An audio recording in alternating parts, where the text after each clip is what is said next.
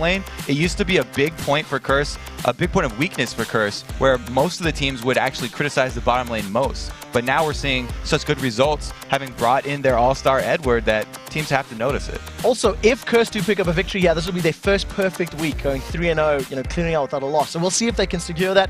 We are in to pick some bans, and Sona, Zed, Jarvan, and Zac have been taken off the pool. So Saint is going to have to play a different jungler, and Voidboy's going to have to play a different top laner. Yeah, so we aren't going to see the same combo we saw in the last game, where they had the Shockwave setting up all of those AoE moves, but Curse do have a very deep champion pool, and they have very different strategies that they like to use. They go all over the place. They won't use even the same strategy from one game to the next. Like someone like CLG or something, you can usually think that their go-to strategy is a split push comp. Curse don't really have that go-to single strategy. And we'll see what they decide to wrap around the Shen. They've already got the ability to split push if they want to, and that global threat is something that'll definitely play into their favor. Dignitas now taking their time, thinking about what they want to go with. We've been seeing Crump play a lot of Nocturne, but he's locked in Lee this time. So with those two lock-ins, Twisted Fate and Shen are available, and we've heard so many teams talk about how, Vulcan especially very outspoken about, nobody should lose when they have Shen and Twisted Fate.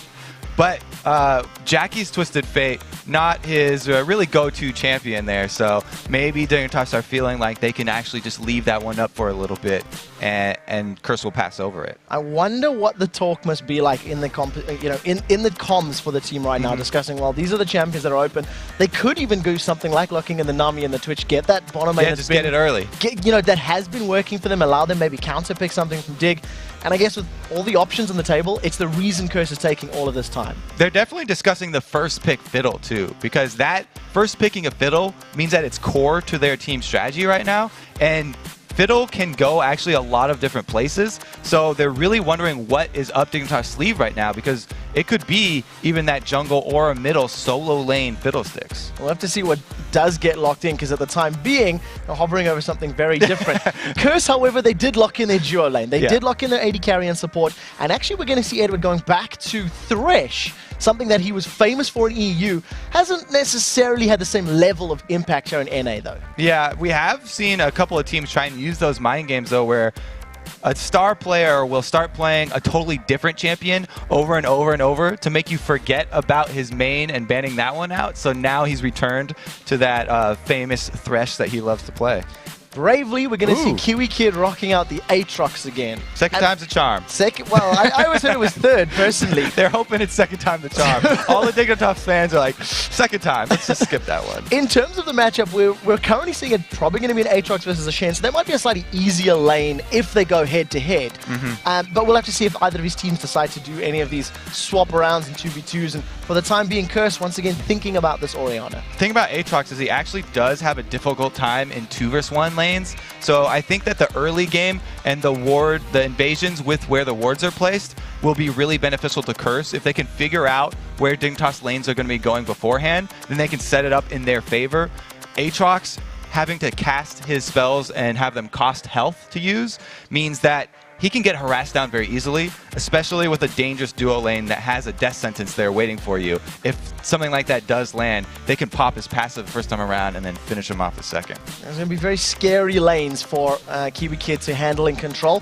Over for Curse, the Orianna and the Xin Zhao have been locked in, so that ball delivery system of either Shen or Xin Zhao with Orianna ball on top, it'll be a similar role to what we've been seeing out of the Jarvan and the Zac, but arguably less damage, more maybe utility even. Xin can knock people away, Shen can shield and save people. Yeah, so we've got both opposite ultimates really here. So Shockwave here from Jackie will pull everyone in, and then the ultimate from Saint could knock everyone away. And we'll see if they actually can coordinate those for some really beautiful replays that I'm sure Jad would pick up. But another thing that I also want to call out, we've seen so many times, especially over in Korea, where we have an Evelynn Shen combo and it's an invisible Stand United that comes in. You can do a similar thing with Twitch, because he can use that ambush to come in invisible and basically hunt down people that are split pushing side lanes. You don't want to do this in a team fight, but split pushing side lanes and catching someone off with that combo is definitely very effective too. It's something we've actually seen Cop doing as well. He stealths up, moves up to his targets and tries to assassinate them. So in conjunction with a Stand United, it'll work out perfectly. For Dignitas, they were hovering over a lot of different champions, but decided to lock in that Kassadin.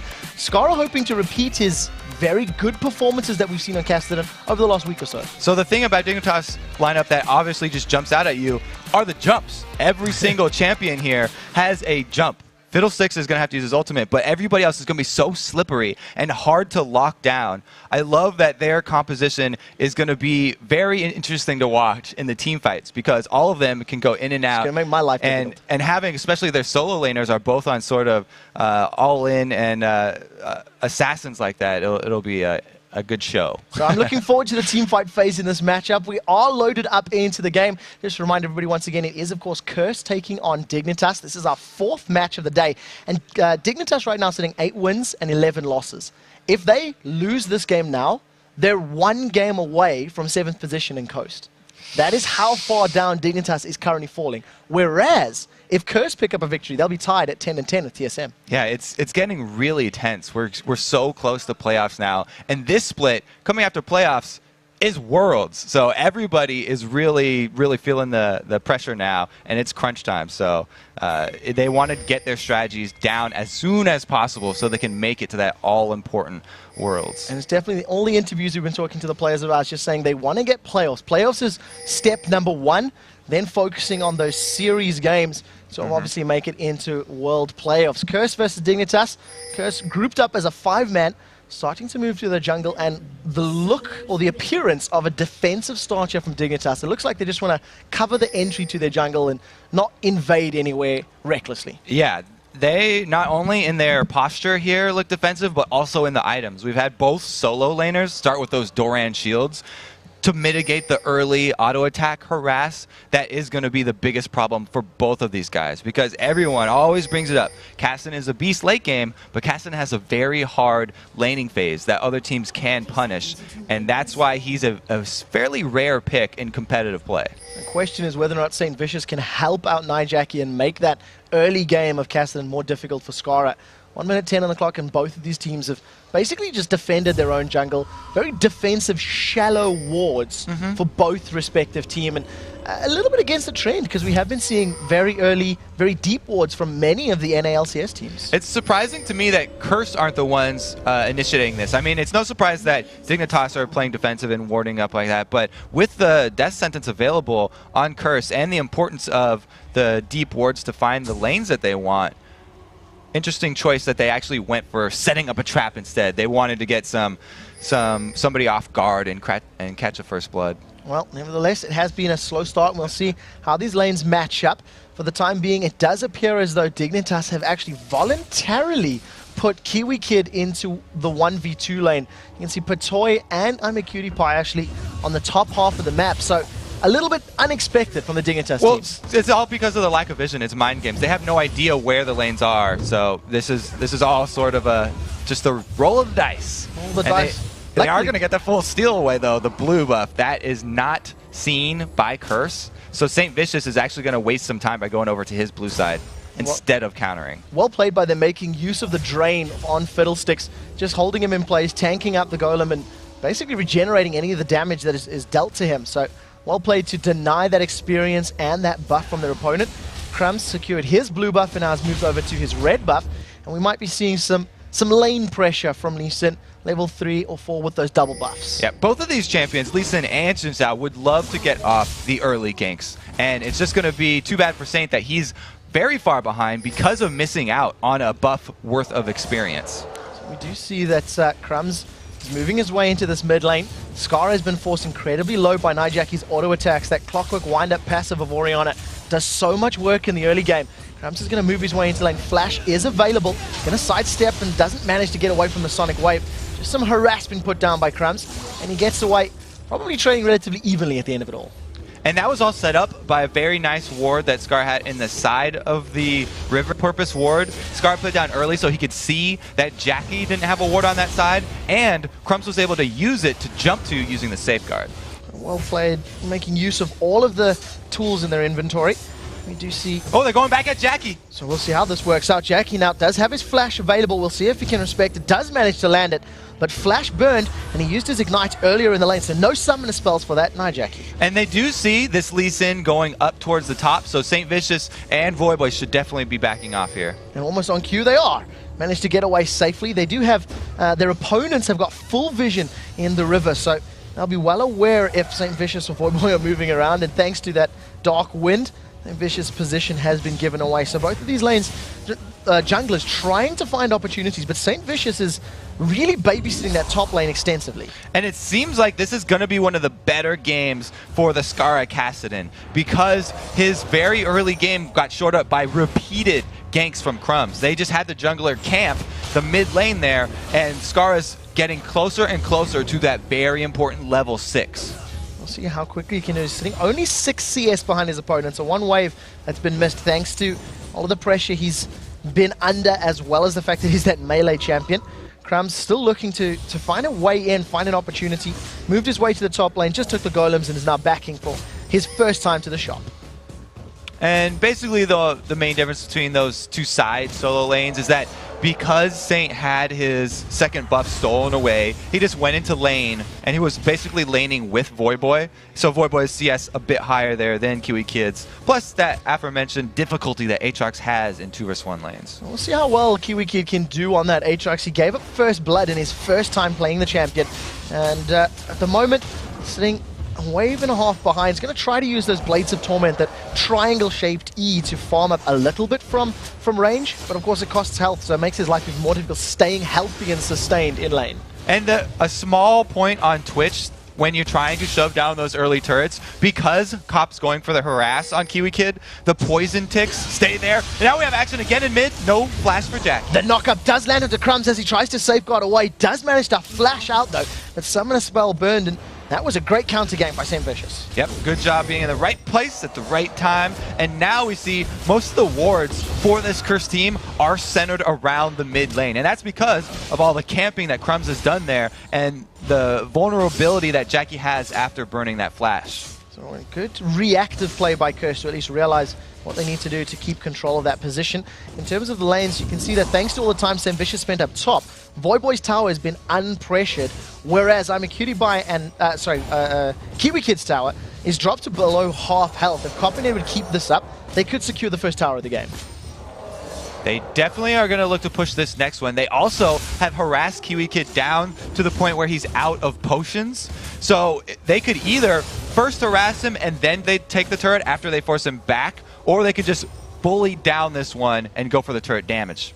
I'd like to see what they decide to do in contrast to the TSM Cloud9 game, where we had 4 tower kills in the space of 5 minutes. It's a very different style of play. It does look like Edward and Cop have applied their focus to this tower. A couple more auto attacks and they should be able to get on this wave. Yeah, Kiwi Kid can't get into range to wave clear any of those caster minions, so there wasn't a whole lot that he could do without risking his own life. We're looking at Skara right now. Has been given some time to farm up this mid lane uncontested. Jackie did back away, and he's sitting actually ahead of his lane opponents, and that's a great position to be in. His Cutie Pie does get taunted up. The fear throws St. Vicious backwards. He flashes forward. The third talent strike's not going to be able to throw him up in the air, but Summoner Spell blown as well as barrier for I'm a Cutie Pie. Pretty good job to get that one off of Cutie Pie. It is a win for the team, but Saint had to blow his flash as well. And since Xin Sao is a very early game-oriented jungler, not being able to have that extra flash for the ganks is going to hurt his threat from the jungle. We'll see how well he can work around that as he just continues to farm up. He's backed away. Spend a little bit of money. Jackie gets caught out. Sonic Wave lands. Skara is 6. He riftworks forward. Got the Null Sphere up in just a second. The Shockwave goes down. Now Stand United is coming out from Voyboy. Cop is here as well. The Lantern goes backwards, but Cop does not manage to get in range to land in those auto attacks. And all of a sudden, Curse have a 4-man stack. It was a really good gank there by Dignitas, though. They forced out the Stand United as soon as it became available to Voyboy. So now Curse, they don't have that ability to force a dragon fight with the potential of bringing in a Stand United Shen and gaining that split push advantage. So now that advantage just handed over to Dignitas. So advantage for them, and we'll see if they make use of it. They've got the pink ward down, starting to deny the vision. And I don't know if they've actually finished out that ward. Nope. It does look like Curse is actually starting to respond. Nijaki does not have Shockwave available. Saint, go Very for the important steal. build. Here comes St. Vicious. Now Crumbs does get pulled backwards. He doesn't manage to take it as Crumbs secures it with a smite. First kill is St. Vicious going down. First blood picked up by ArmyCutiePie. Kiwi Kid dives forward. The blood well gets popped and he starts reviving himself. Blades of Torment goes down. Cop is forced on the retreat. Dignitas get the dragon and first blood. That was a very early smite by St. Vicious, and Crumbs was not rushed there. He held on to his and then was able to finish it off cleanly. Huge win for Dignitas. And we have to give credit to the earlier gank that they just pulled off middle, which was the Skara and Crumbs combo, which that burned Stand United for that whole fight that just transpired. It's a whole series of events that played into their favor, and they took advantage of it. That's the key thing. And of course, thanks to the second blue buff steal now, ArmyCutiePie has had a blue buff for majority of this early game. He has that Tear of the Goddess completed, and that's going to help him stack it up so much quicker. Yeah, and it will be interesting to see if we have the Tear of the Goddess from Kassadin upgraded into Seraph's Embrace before the Rod of Ages in this game, because with the changes to tier, it stacks so much slower. The estimate is around 10 minutes slower, but if you upgrade it into the Archangels, then it's back. You get the reward of the very quick stacking there, and it's back to the old way that it used to be. Once they farm up a little bit more gold, we'll see how they decide to itemize. As Skara is looking pretty comfortable right now. 0-0-1. He's only 7 CS behind Nijaki's Orion, and I guess the composition and the focus of mid lane by Crumbs worked in their favor. Skara, he takes a little bit of time to get going on Kassadin. Once he does, there's some very squishy targets on Curse that he has the opportunity to blow up in team fights. Exactly. This game is going very well for Dignitas right now. They have the threat of the roaming Kassadin, who not only does he already have his tier and get that one stacking, but he's got the blue buff control on his side and his teleport still available. So if any sort of action comes in either of the side lanes, you have to worry about a teleporting in Mage Assassin and Skara, and the threat of him snowballing is really the biggest thing on Curse's mind right now. Curse is going to have to try and maintain that snowball, prevent it from becoming an avalanche or similar. We noticed that Cop and Edward are spending a fair amount of time in that mid lane, and has finally decided to move down to this bottom lane, and is going to continue trying to farm up as best as possible. Attack and dissonance onto Crumbs, just going to scare him away. As we see Voidboy's caught a little bit out of position, does get feared, does get silenced. True Shot Barrage goes down from CutiePie. He's going to be trying to get away as quickly as he can. Ignite is ticking, he's ghosted up to get out of range. Another Mystic Shot gets blocked by the Fate, but Crumbs has now come to party. Red buff is on, Dragon's Rage Chicks throws him in the air. Sonic Wave, Resonate Strike, lands the kill. Now they end up with 3 members in the top lane, so they can continue to push down on this turret. And Curse are going to be hard-pressed to defend that one. They've actually made the decision to keep Cop in the bottom lane and have their Twitch solo farming, as well as putting the pressure back on to Kiwi Kid. So 3 of them now bashing away on this tower. Stand United is available, so Voidboy will be up in about a second's time. We'll see if they decide to let St. Vicious engage and throw that ability down. It didn't work out for them the last time they used it, and instead Dignitas are actually going to back away from that top lane tower, deciding against it as they were fairly low on life. And because Curse just saw all of them with such low HP, they make the good call to turn the tides and go with this cannon minion to try and get the all-important mid turret. So shield is now on both Cop and Edward. They're putting a lot of damage down with Nijaki, Edward, and Cop hammering away. They secure the second tower of the game, and they even out. They're down 2 kills, but they're up 2 towers, and that puts them only 200 gold behind. That was perfect minion timing there by Curse. They made their push with the all-important cannon minion, and there was nothing that Skara could do on Kassadin. The one thing that Kassadin can't do at this stage in the game is wave clear. He doesn't have any ability power stacked up at all, so it'll take a little bit of time before he's got that. St. Vicious has stood around a corner here, maybe trying to make something happen against Skara, but he's in full vision of his opponents as he stood right next to that ward. Yeah, we actually had a mirror set up there. Crumbs was on the exact other side, and nobody decides to be the initiator of that fight. We do see that in a minute and a half time, Dragon will be respawning, so both of these teams are going to start putting their thoughts towards that, starting to think, when do we need to move, what do we need to buy before we start to look to contest that, if they want to do that the moment it spawns. As we get later into the game too, and we start worrying about objectives like that dragon that will be popping up, you have to start wondering who is going to be the Dignitas champion that goes to stop Voidboy from split pushing. And right now, it is going to be Skara. Even though he's on Kassadin that doesn't have the greatest wave killer right now, once he ramps up with the ability power and the levels into his Force Pulse, he will not only be able to clear those waves, but he'll also be able to silence Voidboy and Riftwalk away for the teleport. We'll see as and when that split pushing power comes into effect. As it stands, QtPie is at least containing Voidboy. Hasn't really let him get too far ahead. He's 12 CS ahead of Kiwi Kid. This is definitely a better start to the matchup for Kiwi Kid. He's also got a different build. In the previous matchup, he went Zephyr Ninja Tabby, if I remember correctly, but it looks like he's going for Blade. And the reason that Kiwi Kid has the confidence to catch up and push in this bottom lane right now, so far without wards, is because Crumbs was doing a good job of invading that red side jungle, so he was acting as a human ward. But now, since Crumbs has rotated over to contest the blue side, it's going to mean that Kiwi Kid has to back out or face a 3-man gank. It does look like he's going to be running straight into his opponents. He's going to have a Dark Flight in just a second, does hop over the wall, gets out safely, and for the third time this game, blue buff taken away from Dignitas. They're signaling control of that buff. Great job there by Crumbs timing the blue buff, but it opens up the bottom side of the map where Curse actually go for the slightly higher priority objective here in Dragon. Well, with Dragon being secure, Dignitas now have positional advantage on the mid lane tower. They've got 4 of their members stacked up, and Kiwi Kid's taking maybe an extended route down this lane, but it does look like they are the ones that now want to take advantage of their position. Well, it was an interesting choice there by Dignitas. Instead of running to defend their own blue from the invade from Curse, they put the threat of taking middle turret, which forced Curse back to defend that middle turret instead of going from Dragon straight to the blue buff. So that move by Dignitas effectively defended their blue buff. It's going to allow Scar to secure that one. It does look like he's moving his way into that position right now. You can see both Leeson and Fiddle hanging around the area. Nijaki, let's get a bit of damage down into Skara, but those Force Pulses are already starting to hurt. They're just bashing back and forth, trading amongst themselves.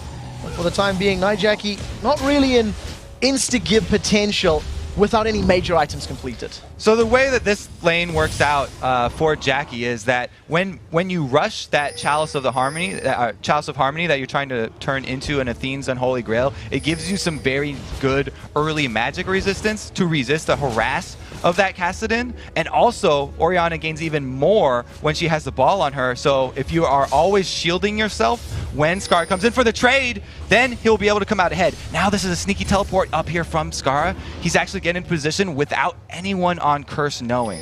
We've entered the sneaky voice right now. Skara teleports to the tri-bush. I think he knows Edward is there. Kiwi Kid is around. If Edward steps out, Skara's going to think about this one. Decides against it right now, but he's still sticking around. He's being very patient with setting up this gank. And you can tell that Kiwi Kid actually getting a little anxious. And that was the reason that Edward just threw out that lantern to check the bush, because they're wondering, why is Kiwi Kid getting so anxious here? Why is he solo pushing this lane? Something must be up. So Crumbs is in the area right now. They've walked into that bush. They found Scar out. The death sentence does not land. He manages to silence Scar. St. Vicious flashes over the wall, instantly gets booted away. Come on, attack goes down. The Ignite is ticking. It's going to be enough to secure the kill onto Skara. First kill of the game picked up for Curse. Down in the bottom lane, Voidboy is fighting with QtPie. He's ghosted up. Ignite is available. Ignite is now down. Voidboy has basically 1v1 QtPie. He flashes over the wall and does get to safety. So you see right there the difference between our two summoner spells, Flash and Ghost. Ghost is better for the long fight. Voidboy would have gotten that kill if there wasn't a wall there. But the small advantage of having Flash is that you can hop those barriers. Cutie does get out. Walls are pretty important. Third tower of the game gets dropped. Curse have secured that one without reply from their opponents. And they've kept 4 members of the team in the top lane. Once the True Shot Barrage clears the wave, they decide to back off. And Voidboy does have his Stand United still up. So they have the potential to engage and change the numbers in their favors. So Curse next use of that global ultimate is really going to be the starting point for this mid game and tell the rest of the story. Curse hold on to a 2,000 gold lead as we enter this roaming mid game phase. Dignitas, without really any pressure on Curse's frontline towers, we haven't seen them make any extended play to actually get a tower down. They seem content with just farming, and it could just be to buy time for their carries.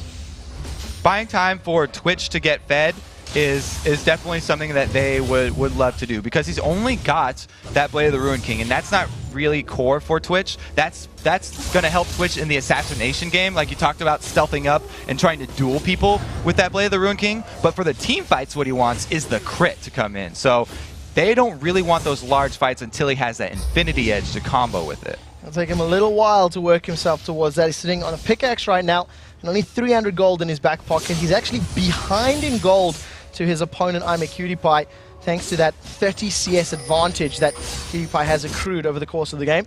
Dragon will be respawning in 2 minutes' time. That will be the third of this match. And we'll have to see if any more shenanigans happens across the map, because basically that's what happened during the previous one. Yeah, I think the shenanigans coming from Dignitas are going to be a little bit fewer and far between, because Skara in that last failed gank, not only did he die, but he burned his teleport to get up there, wasted about 40 seconds, and since he was holding onto his flash, trying to use it reactively, he actually burned that one later too, and still went down. So basically gave up absolutely everything you could give up. Everything he had. In the gang. Emptied Skara's pockets, shook out all the lunch money.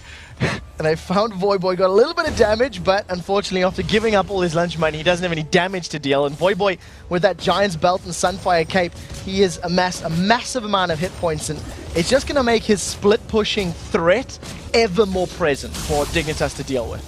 This is a really huge win for Curse right now. They finally regained control of their blue buff. So Jackie can spam out his abilities to wave clear, and he can defend a turret very effectively, which opens up the door for their split pushing strategy with that Shen. And you can see that not only is Shen split pushing, they've left Cop in that bottom lane as well, and relying on the wave clear of Oriana in that mid lane was fending off about 2 or 3 members of Dignitas, but Dignitas a little afraid of their opponents. They have actually backed away from that mid lane. Afraid for good reason here, and because of the blue buff combo with the Stain United being available, Curse really do get to execute the game plan that they were looking for. Viewers at home have to remember that Shen in itself is not a split pushing comp. There are 2 main parts to split pushing. Not only do you have to have either a strong duelist or a global, but you also have to have someone that's with the rest of your team who's defending being amazing wave clear, so that your opponent's team can't just shove down a different objective. And that's the key right there. Jackie with the blue buff is doing that for his team. Right now you can see Curse have started off the Dragon. It has respawned. There are members of Dignitas around, and they are very, very mobile. You can't count them out. Dragon is going very quickly, and Dignitas, they basically give that one up without even so much as peeking their eyes around the corner. Well, they had a couple people buying there. Cutie Pie could not make it all the way from the fountain, and there was no way that Dignitas could actually force that one. Jackie does take a bit of a harass, though. There's the flash. They do want to force that fight, though. Stand United gets used. That was Skara diving over the wall. Sets it up for Kiwi Kid to throw himself forward. Puts on that ultimate and massacre. Now Skara's going to jump onto Edward. Here comes Patoy. The Blades of Torment miss. Fierce and drains away. Edward's the second to fall. Crowstorm comes in, and the Kakors break up St. Vicious's HP bar. 5 members of Dignitas secure 3 kills and a mid lane tower. That's the most satisfying counter to Shen, is just burning down the target that gets shielded so that the Shen never even arrives, and he stays up there split pushing, but there's no way that a single Shen with a Sunfire Cape can outpush a 5-man team. They've got the second tower of the game. Dignitas continue to focus their eyes on the next tower. They're onto the inhibitor turret. Spray and Pray is available for Cop, and if he's going to save this, it's going to be a lot of work. Oh, Skara dives forward. Hits. Command Protect is on. Now they're trying to get onto Skara as he's flashing away from safety, but 3 towers in a row for Dignitas. That is the bonus of taking all champions with jump. Like we talked about in the champion select here, everyone on Dignitas can gap close. So they'll catch you out of position if you are even in a spot that you think is safe. Comboing their gap closer with a flash means that they just got Jackie and 2 turrets. Such a great play coming out of Dignitas, really showing that they don't have to be reactive in order to make objectives work in their favor. They're still only 300 gold behind their opponents, though. And basically, it's just a CS advantage in favor of Curse for the most part. And that's Voyboy being diligent up there. He's slow and steady, wins the race. He did finally get that top turret, so he was able to answer one of them, but it does not compare to having an exposed inhibitor. Whenever your inhibitor turrets go down, it's going to make you second guess yourself for the entire rest of the game. Wow, that was so close to a big golem. Steal right there. Almost nicking that one from under Cop's nose, but does manage to just miss by the skin of his teeth. It does look like Curse feeling a little flustered right now in comparison to the two previous games we've seen from them this weekend, where they were basically in control. Even when being aggressed upon by CLG, Curse had the answer. They knew what to do. Right now, they're flustered. They're looking for what to do to handle this Dignitas mobile composition. Yeah, well, the reason is that not very many teams will play compositions like this that all have so many dashes and can catch you off guard like that. Jackie was not expecting to get Flash Dark Flight upon. Knocked up in the air. Upon. Dark flown upon by Aatrox, and we'll see whether or not Kiwi Kid can make that work in his favor. We've only seen his Bloodwell work once for him, and it's actually saved his life. As the member of the LCS with the most deaths in NA right now, he's putting on a good performance in his second matchup with Aatrox, and I guess it's what they need to do. He's modified his build a little bit, modified the composition around it, and they're making it work. How long is it going to take for Dignitas to realize here, oh wait, we forgot they've got Shen, and he's still split pushing. He's getting all this damage onto our outer turrets. He's slowly going to be destroying building after building if they keep waiting there with their 5-man team in full vision of Curse. Dignitas have decided to respond. They're stealing away the Wraith camp right now on the minimap, and you can see that Voidboy's trying to get himself to a safe position. He's warded up Dignitas' blue to get a little bit of early warning from his opponents, and he should be able to make it up before anybody catches him. Yeah, Patoy's headed right for that tri-bush, but both of them a little bit too late to discover the ninja waiting in the shadows. Well, this blue buff that's just respawned, this will only be the second blue buff of the game that Jackie's been able to secure for himself. Well, Skara is sniffing around, thinking about going for the steal. True Shot Barrage comes out, does not manage to land it. Curse are really waiting for that Infinity Edge right now. They want Cop to be able to finish that one. He's only got 400 gold right now, though, so it's going to be another couple waves of him trying to farm up. Meanwhile, Voidboy does get caught out. So we see Patoy coming in as well. The Blade of the Rune King active gets thrown down to slow Voidboy. He ghosts up to do the best he can to get away from this. Patoy so badly wants to get that fear down, but it doesn't look like they're going to be able to chase him. That is one speedy ninja, and he manages to run away. Again, the difference between the Ghost and the Flash. Not only does Ghost come up much quicker, but if Voidboy was running Flash in that situation, they would have kept chasing and they would have caught him.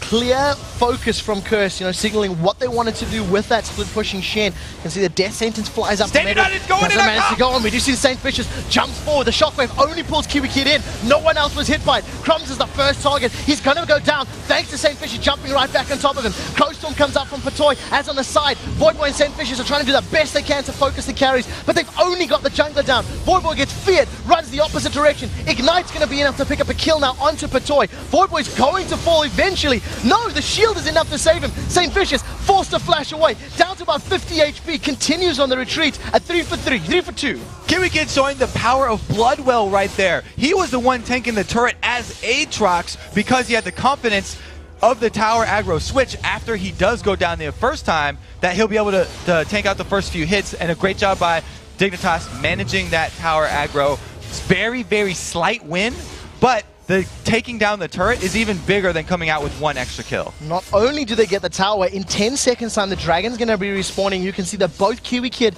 and Cutie Pie are well aware of the timing, and they're positioning themselves to take themselves a Dragon as well. There's a couple of flashy moves right there. They should be able to burst this one down too, because Kiwi Kid has a Blade of the Rune King and a Last Whisper. He's been building almost all offensive with his build here.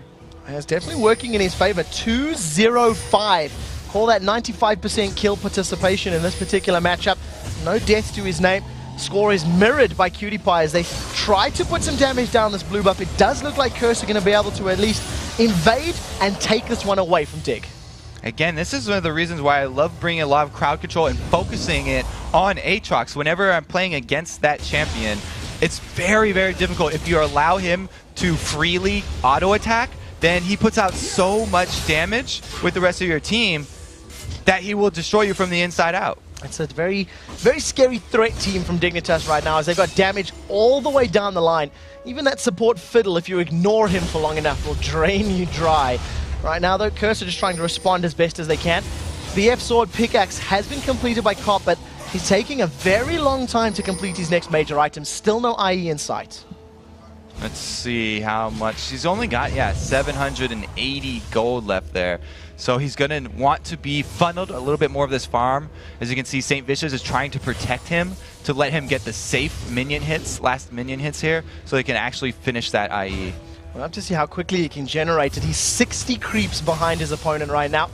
I'm a Cutie Pie is just doing phenomenally well with this modified blue build Ezreal. It's those blue items, but it's a non-traditional build order.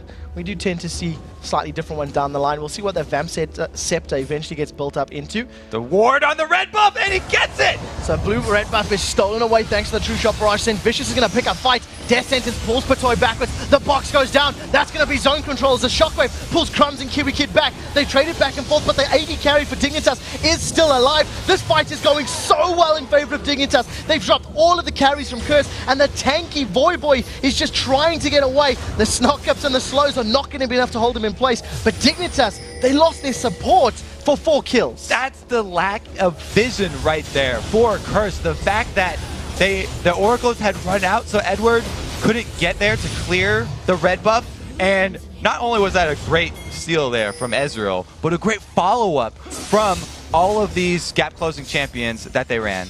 We'll have to see how well Curse can respond to this one. They've got super minions now funneling into their base, and they'll be there for the next couple of minutes while the rest of Dignitas have rushed themselves over to the Baron Pit.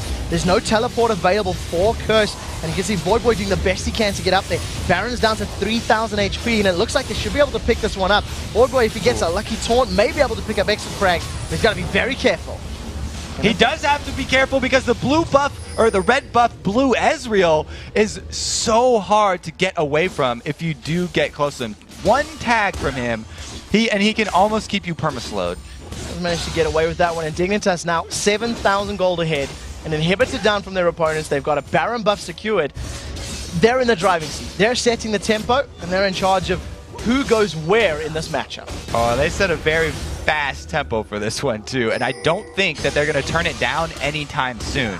All they have to do is have Kiwi Kid heal up back at the fountain, and then they can push in for the next dive on with Baron buff on them. They can go with Kiwi Kid once again tanking that turret early because he can rely on the Bloodwell revive, which is back up again. It's going to be even scarier when you consider that he's building some tanky items now as well. Randian's Omen has just been completed, so all of that armor and HP to help. 100% thinking tower dive. It's going to be a terrifying prospect to deal with for Curse. And, you know, if Cop gets caught out or locked up at all, their damage doesn't run much deeper than that. You've got Xin Zhao that can offer some, and of course the burst from Nightjackie, but there's a lot of pressure on Cop right now. And the damage that Curse have besides Cop is vulnerable to being kited there. St. Vicious and Voyboy, they can be slowed down by this very mobile comp that Dignitas are running. It works so well when you run that blue Ezreal and you lay those AoE slow fields all over the map. It just turns the battlefield into basically a minefield that Curse have to navigate around. We'll see if they've managed to find any of those metal detectors that'll help them get in and out of that minefield.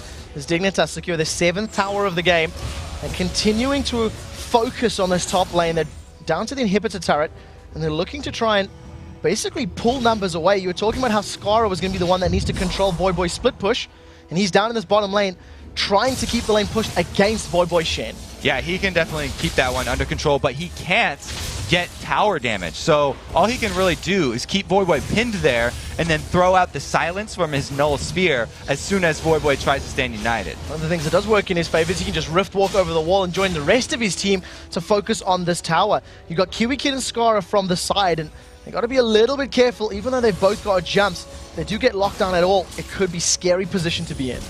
And you have to watch out for the Fiddlesticks ulti too. If you can keep an eye on Patoy, see where he comes in from. The death sentence comes in. Skara has been immediately caught. He's going to pop that Seraph's Embrace shield, tries to get to safety. Riftwalker's going to put distance between them as the Crowstorm comes in. Oh! That's a 3-man shockwave pulling Dignitas together. The Bloodwell has been popped, and they're going to try focus down Kiwi Kid. He's going to fly himself out. Not going to be enough distance though, and this is a fight that Curse have done perfectly. So poorly played of a team fight right there for Dignitas. They got baited very deep into Curse's base, so they were not only taking that inhibitor turret, but also the Nexus turrets there. Skara teleports back in to keep up the pressure on the top turret, though, and they may still get this one. Skara is using that teleport as a sightseeing tool. Teleports in and hangs around and chills out because, yes, it got him closer, but he hasn't taken advantage of it. Cutie Pie was in the mid lane. They can't focus damage onto that top lane tower. And basically, they're just trying to keep the minions inside of Curse's base.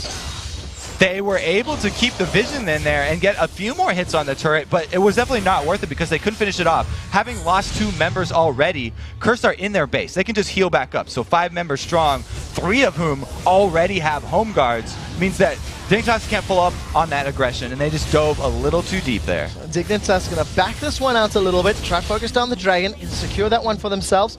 No, attention from their opponents to make that any more difficult. It's the third of the game for them. They got a 7,000 gold lead, but now that Curse has super minions still down the mid lane and those minions with additional HP in the side lanes, it buys them some time to farm up and helps Cop get closer to some bigger items. He's finally got that Infinity Edge. If there's one message that we got from watching the North American LCS is a warning to all the teams to not get overconfident around this 30-minute mark, because if you overextend like that and you give back the small pieces of the gold lead, then any team right now actually does have the possibility of turning them around. We've seen so many comebacks from even bigger deficits than this. One thing that we do also have to highlight is that fact that that whole previous fight started from Edward landing the death sentence onto Skara.